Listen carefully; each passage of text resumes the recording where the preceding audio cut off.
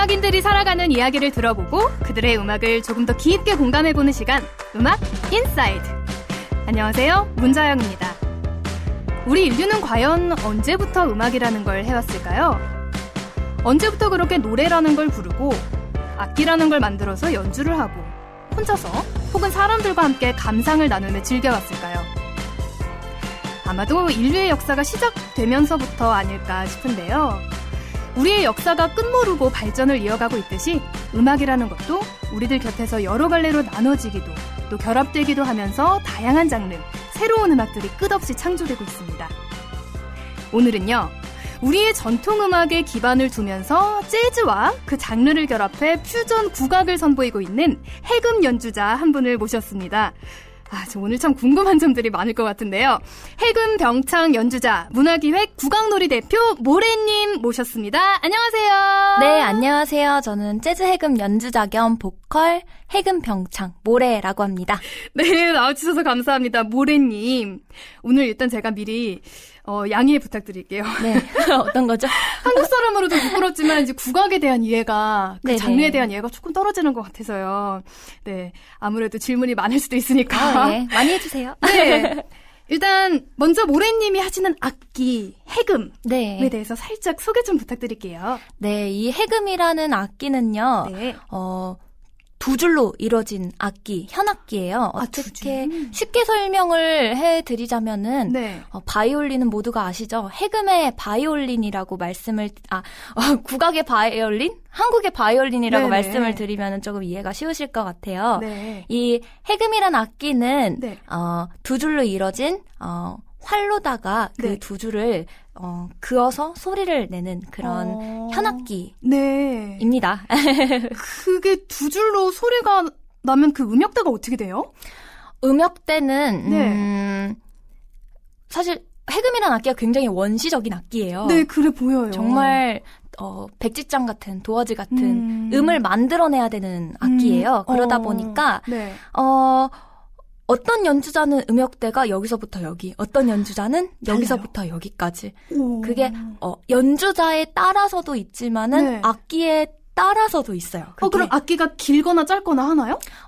보통 정해진 크기는 정해져 있기는 하지만은 네. 악기를 어떻게 세팅을 하는가에 따라서 그게 이게 정해져 있어요. 바이올린 같은 경우에는 개방현이라 그래가지고 네. 활을 운지를 아무것도 잡지 않은 상태에서 네. 어떤 음을 맞추세요가 있는데 네. 해금은 그런 게 정해져 있지가 않아요.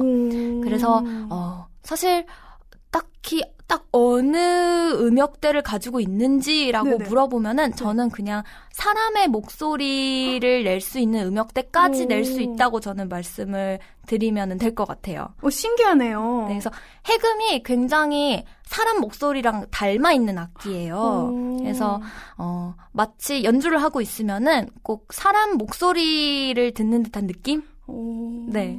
그렇군요. 네. 굉장히 흥미롭습니다. 해금이라는 악기가. 그래서 매력에 푹 빠지셔서 음악을 해금으로 또 하신 것 같은데요. 네네. 해금을 하는 모래님, 노래도 하시고 병창이라고 하는 노래와 병행해서 하시는 해금 병창 연주자신데 이름이 모래예요. 네네.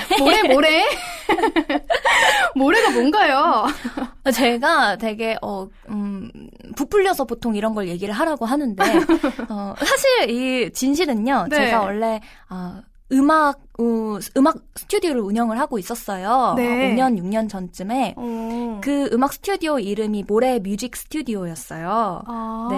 그래서 거기 오시는 음악 관계자분들께서 모래 사장님 하다가 나는 모래구나. 그래서 음악 활동할 때 모래야 부르길래 네, 모래입니다. 이렇게 돼서 모래가 됐습니다.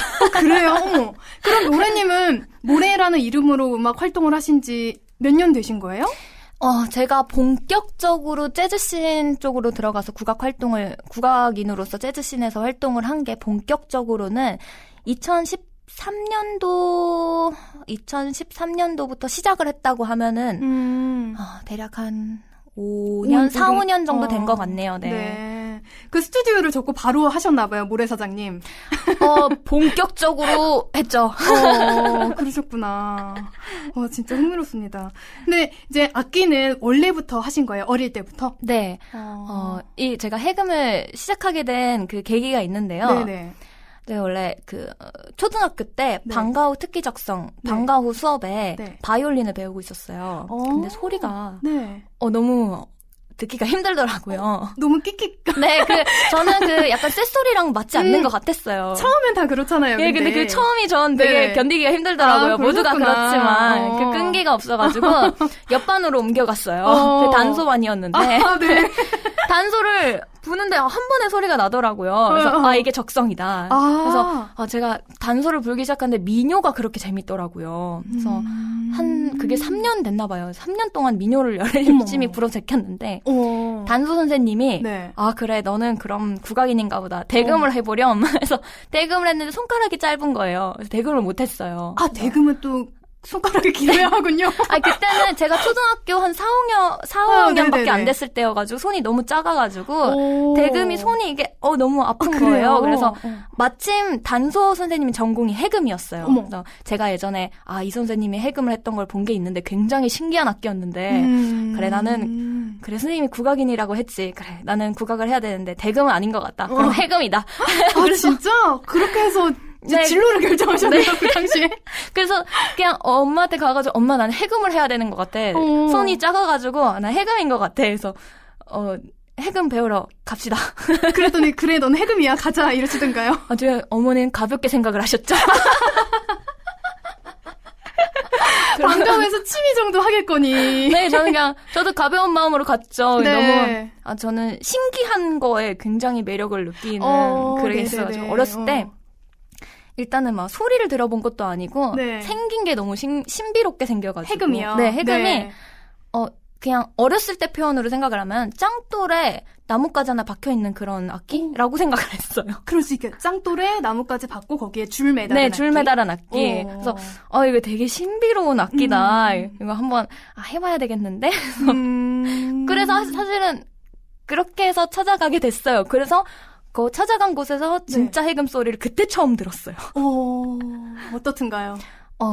할 때는 아무 생각이 없었어요. 그냥 신기한 악기구나. 근데 제가 해금을 진짜 매력을 느끼게 된 게 언제였냐면 해금을 배우면서 제가 해금 말고 잘하는 게 하나 있으면 놀이터에서 노는 걸 정말 잘했거든요. 근데 놀이터에서 놀 때 흙을 손에다가 올리고 손을 이렇게 비비잖아요. 흙을 네네네. 가운데 두고 그럼 그 사각사각 소리 소리가 나죠. 나잖아요. 네. 해금에서 그런 소리가 나는 거예요. 그러니까 제가 느낄 때는. 근데 바이올린에서 그건 못 느꼈는데 뜨는 소리로 느꼈던 걸 네, 모래 소리로 네. 여기도 모래가 나오네요.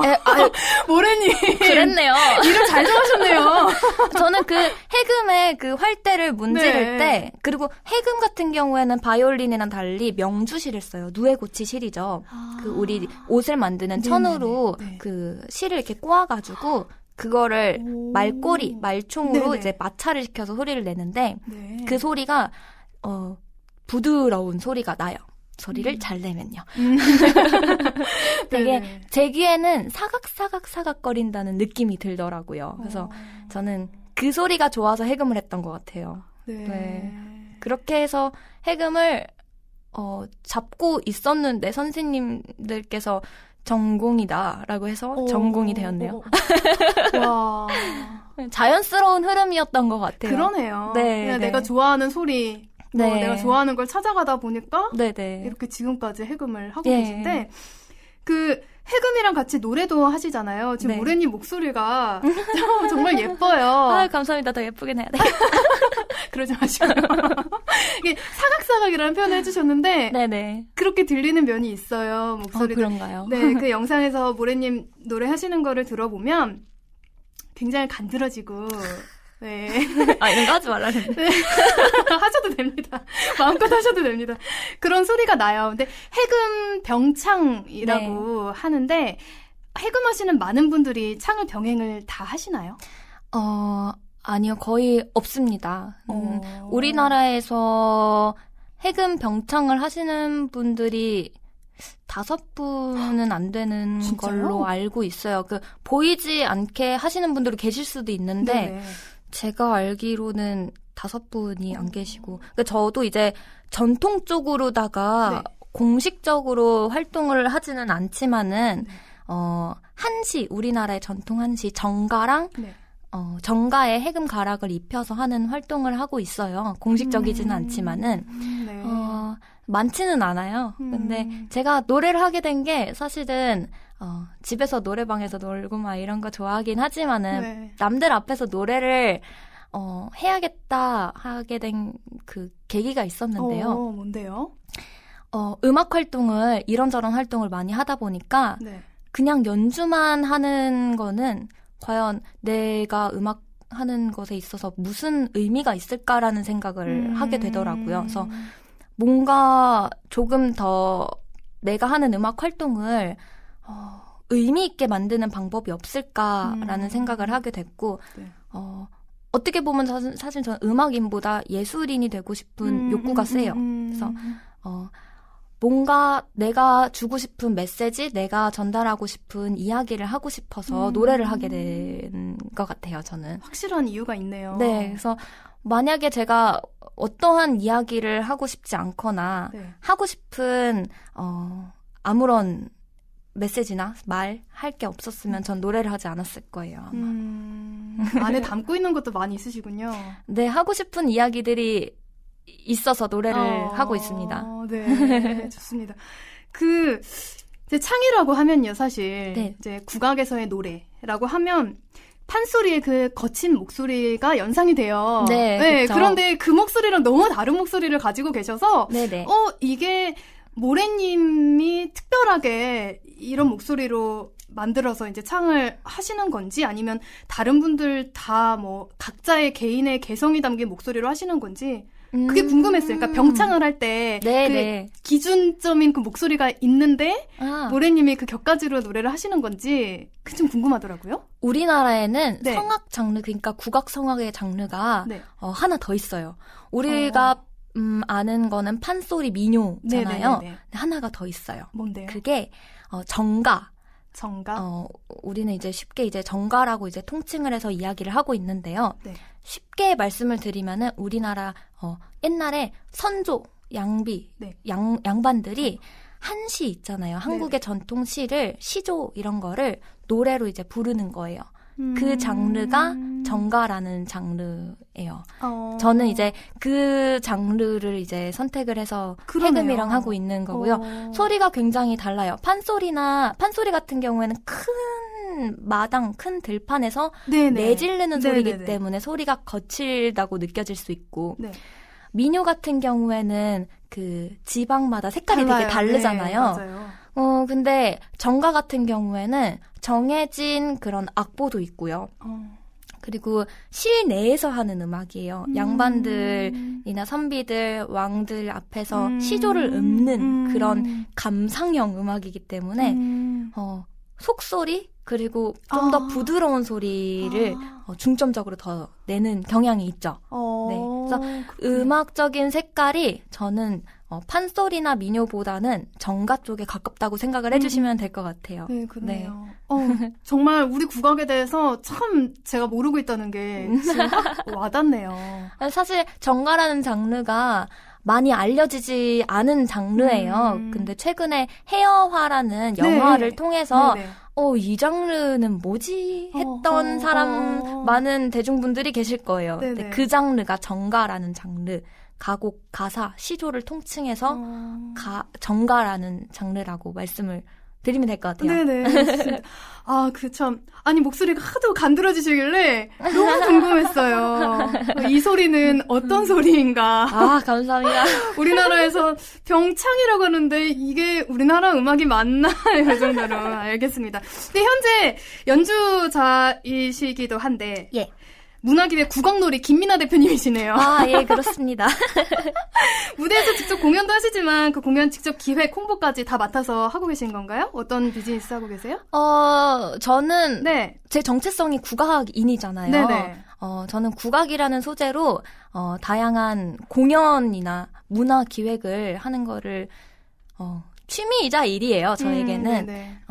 예를 들어 어린이 아이들에게 전래동화랑 같이 국악기의 여러 가지 색깔을 들려주면서 옛날에는 국악에 이런 노래를 부르면서 이런 이야기를 했다? 이런 거를 전해준다던가 아니면 특별히 시각장애우분들을 위해서 네. 시각장애우분들은 밖에 나가는 게 힘드세요. 그래서 찾아가서 직접 그리고 눈이 안 보이시는 대신 어두운 대신에 귀가 많이 그쵸. 예민하시거든요. 맞아요. 그래서 그분들을 위한 특화된 공연을 만든 게 있어요. 그래서 자연의 소리를 배경으로 시와 문학을 읽어드리면서 그에 맞는 음악을 들려드리는 그런 공연, 국악기로 그런 공연이 있고 뭐 어르신들은 솔직히 요즘 케이팝이고 뭐고 가요고 재밌는 노래 참 많지만은 네. 옛날 노래를 다시 듣는 거면 가요 무대 막 이런 거 말고는 없잖아요. 맞아요. 그래서 개인적으로 저는 되게 옛날 노래를 엄청 좋아해요. 옛날이라 하면 신라의 어떤 옛날? 달밤이라던가 동백아가씨라던가 뭐 나성의 가면이라던가 그 실제로 부르시죠? 해금도 하시면서 부르세요? 네네네. 제가 되게 옛날 노래 되게 좋아해요. 그래서 저랑 취향도 잘 맞고 해서 어르신들을 위한 그런 취향이 잘 맞아요.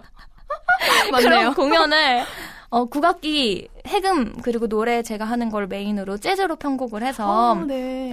공연을 하고 있어요. 그래서 네. 뭐 그것도 있고 저희 국악놀이라는 퓨전 국악팀에 네네네.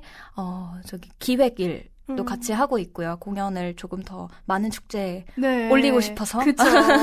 재즈랑도 이제 합해서 하시는데, 얼마 전에 저희 음악인사이드에 재즈 기타리스트 피트정이 나오셨습니다. 네네. 같이 퓨전 국악을 그분이랑, 예. 그쪽 입장에서는 퓨전 재즈를 네네, 그쵸. 같이 하고 계신 건데요. 두 분은 어떻게 만나셨어요? 이거 제가 이제야 드디어 공식적으로 썰을 풀 수 있네요. 말씀해주세요. 페이스북에서 피트정 네. 씨를 알게 됐어요. 그래서 제가 피트정 씨에게 메시지를 보냈죠. 안녕하세요. 저는 해금 연주하는 누구누구누구입니다. 네. 블라블라. 한번 튕기시더라고요. 그래가지고 뭐 상관없어. 네, 이러고 그럴 수 저는 있지. 씁쓸한 마음을 안고선 네. 가만히 있었죠. 네. 어느 날이었어요. 한 4, 5개월 지났나? 네. 피트정 씨가 국악놀이의 멤버를 찾으시는 딱 그 시점쯤에 저에게 연락이 오시더라고요. 네, 저도 한번 튕겼죠. 네, 주고받아야죠. 네, 피트정 씨가 원하시더라고요, 저를. 그래서, 그래, 연습실에서 한번 뵙도록 합시다. 우선은. 그렇게 돼서 만났습니다. 그때부터 쭉 같이 하시는 건가요? 네네. 그러니까, 국악놀이 제가 음악을 들었는데, 제가 음악적으로 항상 하는 고민들이 해결되어 있는 음악이었어요. 그래서, 사실 그 당시에는 제가 그 팀을 할 생각이 없었어요. 네, 그 당시에는. 네, 그래서 타이밍이 나 말고 다른 사람이 소화를 정말 했으면 좋겠다라는 마음을 가지고 같이 했죠. 알겠습니다. 네. 같이 연습하면서 재미있으셨겠어요. 네, 연습도 그렇지만 이제 기획 홍보 이쪽 일도 쉽지가 않아요. 정말 어려운데 연주, 편곡도 직접 하실 거 아니에요. 그렇죠? 네네. 편곡, 기획 홍보. 뭐가 가장 마음에 드세요? 그 중에? 편곡이 제일 재밌습니다. 그래요? 네. 기획 홍보는 사실은 어떻게 보면 내가 음악을 하기 위한 내 음악 활동을 위한 그렇죠. 행위들? 네, 무대를 만들어내는. 무대를 만들기 네네. 위한 행위들. 네, 편곡 같은 경우에는 뭐 작곡 같은 경우에도 재밌지만은 네. 편곡 작곡 같은 경우에 둘 다 뭐 재밌네요. 편곡 작곡 같은 경우에는 네. 어떻게 보면은 기존에 있던 음악, 기존에 있던 소재를 저 모래라는 사람의 스토리를 담아서 네네. 새롭게 또 만드는 거잖아요. 그게 저는 되게 재밌더라고요. 새로운 걸 이렇게 만들어내고 네. 많은 사람들과 공유하고 네. 이런 쪽에 흥미를 아주 많이 느끼시는 것 같아요. 딱 들어봤는데 이거 아는 노래인데 다르네? 약간 이런 그쵸. 그런 신선함을 계속 드리고 싶습니다. 네. 계속 받겠습니다. 그 모래 스튜디오 있잖아요. 예. 그 운영 근데 지금은 왜 안 하세요? 지금은 제가 그 음악 스튜디오에서 했던 일이 네. 레코딩 엔지니어링도 했고요. 네네. 작편곡해서 음악을 컴퓨터로 만들고 네네네네. 녹음하고 해서 음원을 막 받아서 보내고 이런 일을 했는데 그 스튜디오 안에만 있으면 제가 외부 활동을 못 하게 되더라고요. 그러니까 그러다 보니까 직원도 없고 저 혼자 해야 되다 네. 보니까 근데 나이도 그때 좀 많이 어렸어요. 그러다 보니까 지금은 내가 여기서 할 수 있는 일, 그리고 내가 더 발전할 수 있는 일은 여기까지구나. 그래서 내 발전을 위해서라면 스튜디오를 아깝지만은 접고 선택을 하신 거군요. 네네. 취사 선택을. 그렇죠. 근데 또 취미가 또 있어요. 블로그 운영하시잖아요. 뭐가 이렇게 많아요. 스튜디오 하셨고 이제 블로그 운영하시는데 이 음악 관련 장비, 컴퓨터, 소프트웨어, 멀티미디어 제작 툴까지 막 포스팅을 하신다고요. 아니 어떻게 관심이 이렇게 쭉쭉 여기 기계 이야기까지 나올 수 있도록 이렇게 하신 거예요. 아니, 제가 네. 아마 음악을 안 했으면 공대를 갔을 거예요. 아. 정말 저는 기계를 너무 사랑합니다. 기계랑 악기랑 혹시 맞닿아 있는 거 아닐까요? 저는 그래서 굉장히 그 재즈 네. 국악으로다가 재즈를 한다는 거는 이론적으로다가 새로운 부분을 그쵸. 정립을 해야 되는 건데 네네. 그 부분에 약간 공대적인 능력이 나왔던 것 같아요. 저는. 어떻게요? 그러니까 어떻게 보면은 수학적인 게 분명히 들어가 있거든요. 재즈에는. 근데 그 부분을 해금이라는 악기가 원시적이어서 의미 없어요. 네. 그러다 보니까 재즈에 접목하기 위해서는 해금의 새로운 체계를 만들어야 했었죠. 그래서 그때 법칙을 만들어내는 게 참 재밌었어요. 네. 네. 그 법칙을 안 만들어 놓으면 제가 지금 상상하건데 해금은 귀신 소리가 많이 날 것 같아요. 아우, 귀신 소리만 나겠습니까? 처녀 귀신부터 시작해서 네. 아주 다양한 귀신 소리를 낼 수 있을 말소리, 개소리 다 날 수 있어요. 그쵸? 이게 음악으로도 연출할 수 있지만 음향으로도 가능할 것 같네요, 해금.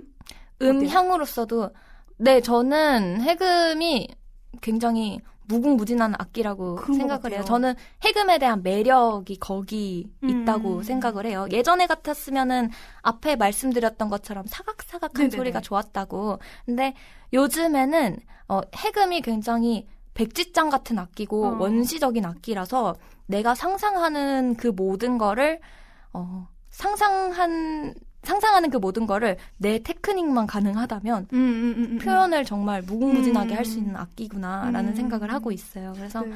참 여러 분야에 한번 시도를 해보고 있는 중입니다. 네네.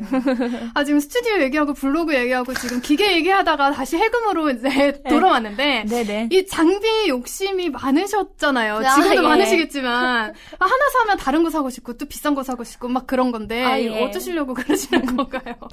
버는 족족 다 일로 갑니다. 그럼 혹시 악기 욕심도 있으세요? 해금 몇 대 가지고 계세요? 사실은 네.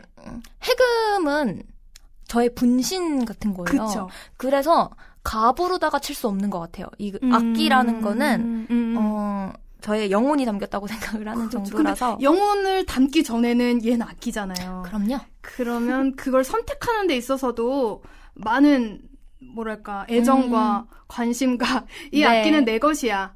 내가 너를 선택한 게 아니라 너가 나를 선택했을 것이야. 막 이런 그 악기 관련해서 좀 궁금해요. 네네. 네. 바이올린은요 스트라디바리우스, 과다니니, 예. 피아노 스타인웨이, 앤선즈 뭐 이런 예. 명품 악기들이 있는데 해금도 그런가요?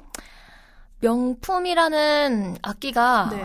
있긴 있죠. 근데 우리나라가 국악 시장이 클래식에 비하면 굉장히 작은 시장이에요. 참 아이러니하죠. 네, 작은 시장이지만 명품은 존재는 합니다.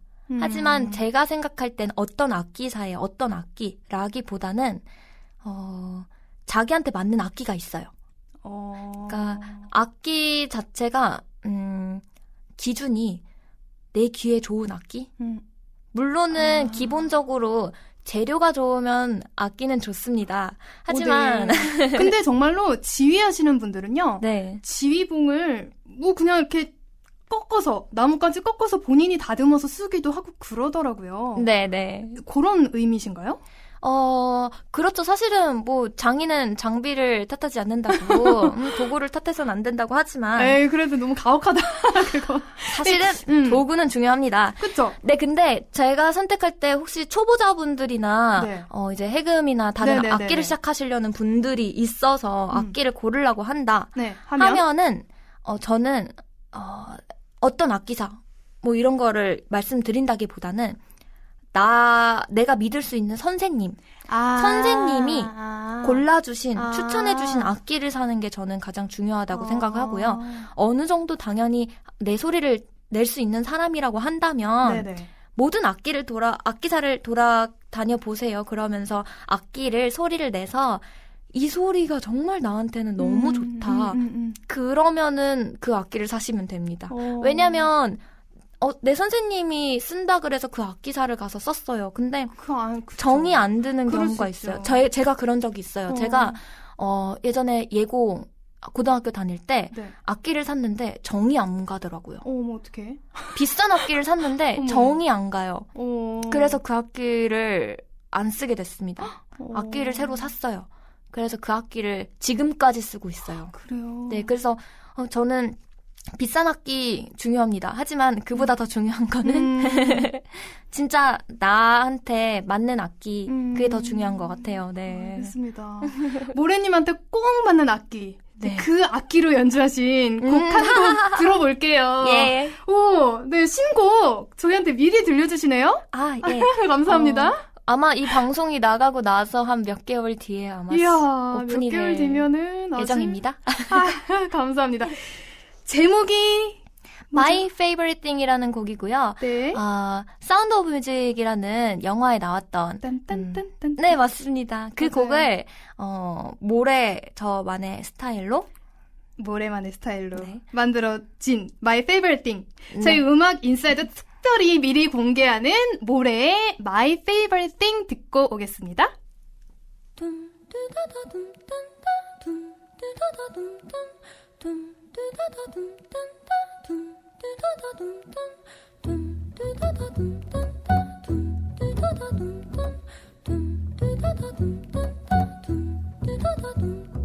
Raindrops and roses and whiskers on kitten, bright copper kettles and worms all a mitten, brown paper packages tie up a string. These are a few of my favorite things. Cream color ponies and crisp apple strudel, doorbell and sleigh bell and seashell and noodle, while gets the fly with the moon on their wing. These are a few of my favorite things. Girls in white dressing with blue satin sachet, snowflake that stay on my nose and eyelashes, silly